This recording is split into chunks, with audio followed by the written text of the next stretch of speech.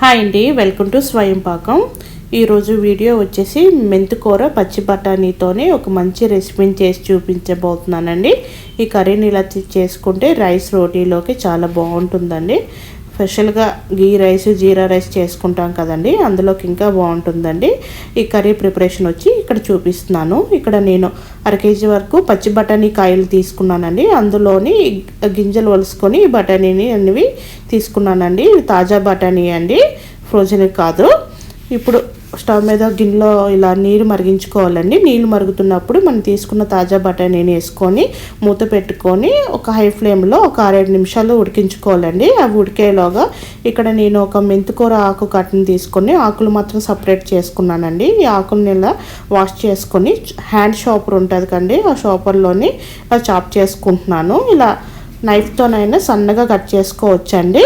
ఇలా చాపర్లో వేసుకొని 2 తిప్పులు తిప్పితే సరిపోతుందండి. మనకు ఆకు అనేది నలిగిపోతుంది ఈజీగా. అదే నైఫ్తోనైతే సన్నగా కట్ చేసుకోండి ఆకు అనేది. ఈ విధంగా తీసుకున్న ఆకుని ఇప్పుడు పక్కన ఉంచుకోండి. ఈలోగా మనకు పచ్చి బఠానీ అనేవి ఉడికిపోయి ఉంటాయండి. పచ్చి బఠానీ అనేవి ఓవర్గా కుక్ అవ్వకూడదండి. మన కూరలో కూడా వేసి ఉడికిస్తాం కాబట్టి ఒక 70% అండి ఇక్కడ చూపిస్తున్న విధంగా ఉడికితే సరిపోతుంది. ఇప్పుడు స్టవ్ ఆఫ్ చేసుకొని పచ్చి బఠానీ అన్ని ఒక జల్లెడలో పట్టుకోవాలండి. ఇప్పుడు పచ్చి బఠానీ అనేవి చల్లనీళ్ళలోని వేసుకోవాలండి. ఒక బౌల్లో చల్లనీళ్ళు తీసుకొని ఐస్ క్యూబ్స్ వేసుకొని ఈ పచ్చి బఠానీ అన్ని వేసుకోవాలండి. ఇలా వేసుకోవడం వల్ల కలర్ చేంజ్ అవ్వకుండా ఉంటాయండి. అలాగే ముడతలు వస్తాయి కదండి, ఉడకబెట్టుకుంటే అలా రాకుండా ఫ్రెష్గా ఉంటాయండి. ఇప్పుడు స్టవ్ మీద ప్యాన్ పెట్టుకొని అందులో 1 టేబుల్ స్పూన్ వరకు ఆయిల్ వేసుకోవాలండి. ఇలా ఆయిల్ వేడెక్కినాక 1/2 టీ స్పూన్ వరకు సోంపు, చిన్న చెక్క వేసుకోవాలండి, దాల్చిన చెక్క, 3 లవంగాలు, 2 ఇలాచీని వేసుకోవాలి. అలాగే 3 పచ్చిమిర్చిని ఈ విధంగా కట్ చేసుకొని వేసుకోండి. ఒక పెద్ద సైజు ఆనియన్ చీలికలుగా కట్ చేసుకొని వేసుకోవాలండి. ఆనియన్ అనేది ఓవర్ కుక్ అవ్వకూడదు, కాస్త మగ్గితే సరిపోతుంది, మెత్తబడాలి అంతవరకు కూడా వేయించుకోండి. ఆనియన్ అండి ఈ విధంగా వేయింది కదా, ఇలా మెత్తబడితే సరిపోతుంది, ఇంతవరకు వేయించుకోవాలండి. ఇప్పుడు ఇందులోనే 1 టీ స్పూన్ వరకు అల్లం వెల్లుల్లి పేస్ట్ వేసుకోవాలండి. అలాగే ఒక పెద్ద సైజు టమాటో అయితే ఒకటి, ఒక చిన్నవైతే 2 టమాటోలు వేసుకోండి, బాగా పండింది వేసుకోండి. ఇప్పుడు టమాటో అంతా బాగా సాఫ్ట్గా అయినంత వరకు కుక్ చేసుకోవాలండి. టమాటోతో పాటు అల్లం వెల్లుల్లి పేస్ట్ కూడా వేగిపోతుంది. ఇక్కడ నేను టమాటో త్వరగా కుక్ అవ్వడానికి 1/2 టీ స్పూన్ వరకు ఉప్పుని యాడ్ చేస్తున్నాను. ఉప్పుని వేసుకోవడం వల్ల టమాటో అనేది త్వరగా కుక్ అవుతుంది. ఇదిగోండి, ఇప్పుడు ఈ విధంగా సాఫ్ట్గా కుక్ అయ్యాయి కదా, ఈ విధంగా కుక్ అయితే సరిపోతుంది. వీటిని ఇప్పుడు సపరేట్గా ఒక ప్లేట్లోకి తీసుకోవాలండి. ఇలా సపరేట్గా తీసుకున్న అదే ప్యాన్లోని ఇప్పుడు మనం మెంతికూరని వేయించుకోవాలండి. ఇలా మనం చాప్ చేసుకున్న మెంతికూరని వేసుకోవాలండి. మెంతికూర అనేది హై ఫ్లేమ్లోని ఎర్రగా వేయించుకోండి. ఇలా మెంతికూర వేయించుకోవడం వల్ల మెంతికూరలో ఉన్న చేదు అనేది తగ్గుతుందండి. ఇలా వేగితే సరిపోతుందండి. ఇప్పుడు స్టవ్ ఆఫ్ చేసుకొని పక్కన ఉంచుకోవాలి. ఇలాగా మనకి ఆనియన్ టమాటో అనేది చల్లారిపోయి ఉంటుందండి. ఇప్పుడు ఒక మిక్సీ జార్లో వేసుకోవాలండి. అలాగే 10 జీడిపప్పులు, 1 table spoon water melon seeds అండి, ఒక 1/2 కప్పు వరకు వాటర్ని వేసుకొని మెత్తగా వెన్నలా పేస్ట్ పట్టించుకోవాలండి ఈ విధంగా. ఇప్పుడు కర్రీ ప్రిపరేషన్ అండి. స్టవ్ మీద వేరొక ప్యాన్ పెట్టుకొని అందులో 1 టీ స్పూన్ వరకు ఆయిల్ వేసుకోవాలి. అలాగే 1.5 టీ స్పూన్ వరకు నెయ్యిని వేసుకోవాలండి. ఈ కర్రీకి నెయ్యిని వేసుకుంటే టేస్ట్ బాగుంటుంది. నెయ్యి అక్కర్లేదు అనుకుంటే బటర్ అయినా యూజ్ చేసుకోవచ్చు. బటర్ వద్దనుకుంటే ఇంకొక టీ స్పూన్ వరకు ఆయిల్ని యాడ్ చేసుకోండి. నెయ్యిని వేసుకొని ఒకసారి అంతా నెయ్యి అంతా కరగాలండి. నెయ్యి కరిగినాక ఇందులోనే ఒక బిర్యానీ ఆకు వేసుకోండి.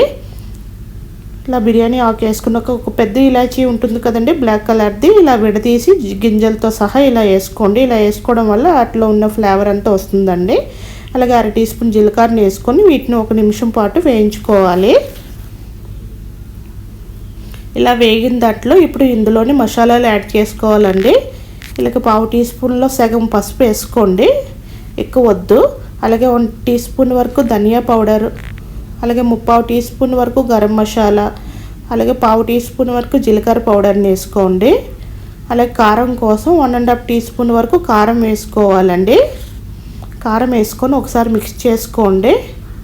అలాగే నేను కూర రుచికి సరిపోయినంత ఉప్పుని వేసుకుంటున్నానండి. టమాటాలు వేగినప్పుడు ఉప్పు వేసుకున్నాం కదా, చూసుకొని వేసుకోండి. నేను కూరకు సరిపోయినంత ఉప్పుని ఇక్కడ యాడ్ చేసుకుంటున్నాను. అలా ఉప్పుని వేసుకొని ఒకసారి బాగా కలుపుకోవాలండి. ఆ విధంగానే మసాలాలంతా మాడకుండా ఉండడానికి ఒక పావు కప్పు వరకు వాటర్ని వేసుకుంటున్నాను. వాటర్ వేసుకోవడం వల్ల మసాలాలన్నీ మాడిపోకుండా ఉంటాయండి, చక్కగా ఎగుతాయి ఆయిల్లోని. ఇప్పుడు వాటర్ వేసుకున్నాక వాటర్ అంతా ఎగిరిపోయి ఆయిల్ రిలీజ్ అవ్వాలండి, అంతవరకు ఈ మసాలాలన్నీ కుక్ చేసుకోవాలి. చూడండి ఆయిల్ అంతా సపరేట్ అయింది కదా. ఇప్పుడు ఇందులోనే మనం ఉడికించి పెట్టుకున్న పచ్చి బఠానీని వేసుకొని ఒకసారి బాగా కలుపుకోవాలి. ఇలా బాగా కలుపుకున్న దాంట్లోనే మనం మిక్సీ పట్టించుకున్నాం కదండి ఆనియన్ టమాటో పేస్ట్ని ఇప్పుడే యాడ్ చేసుకోండి. ఈ ఆనియన్ టమాటో అంతా మసాలాలంతా బాగా కలిసేటట్టు ఒకసారి బాగా కలుపుకొని మూత పెట్టుకొని ఆయిల్ రిలీజ్ అయినంత వరకు కుక్ చేసుకోండి.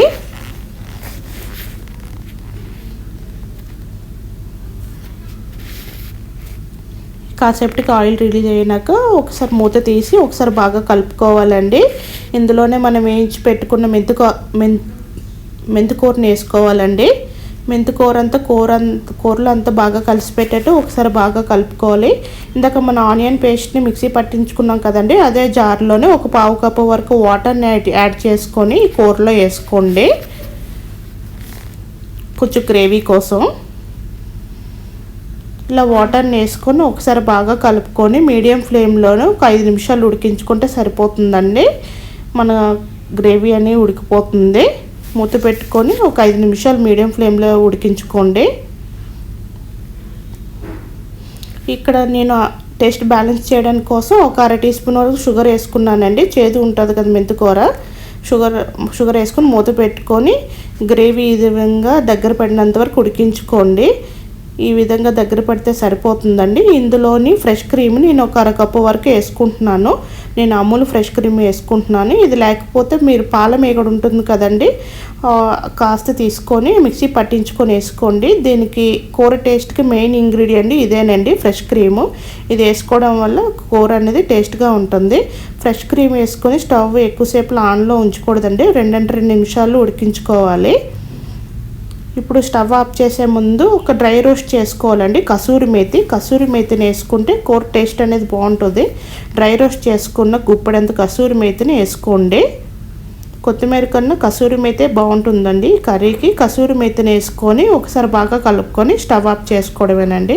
అంతేనండి, మేతి మటర్ మలై కర్రీ రెడీ అయిపోయింది. ఈ విధంగా తయారు చేసుకున్న కర్రీ చపాతీ, రోటీ, నాన్స్లోకి చాలా బాగుంటుందండి. అలాగే రైస్లోకి కూడా బాగుంటుందండి. జీరా రైస్, గీ రైస్లో చేసుకుంటాం కదండి, వాటిలో కూడా చాలా బాగుంటుందండి.